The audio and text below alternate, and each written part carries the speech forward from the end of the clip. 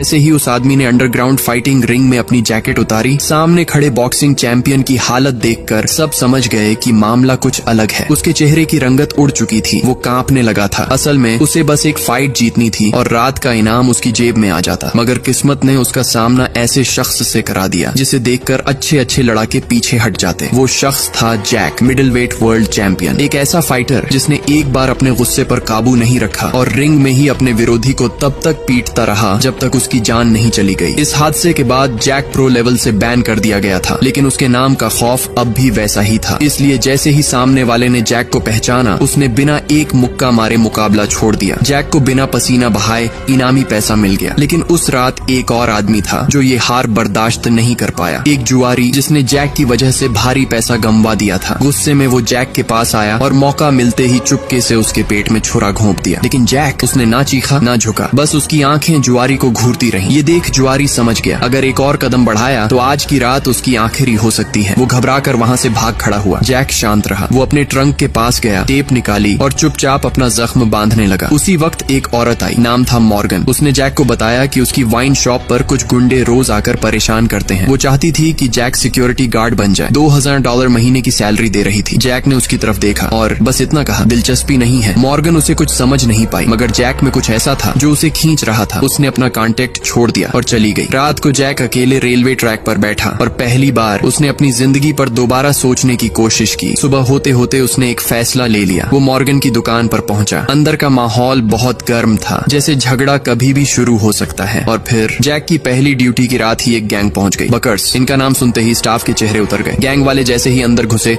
बदतमीजी शुरू हो गई। कस्टमर डर कर बाहर जाने लगे। दुकान खाली होने लगी। लेकिन जैक, वो एकदम शांत था। उसने बस अपनी कुर्सी से उठकर गर्दन घुमाई और उनकी तरफ बढ़ने लगा। अब दोस्तों, अगर आप पार्ट 2 भी देखना चाहते हो तो कमेंट में जरूर बताना।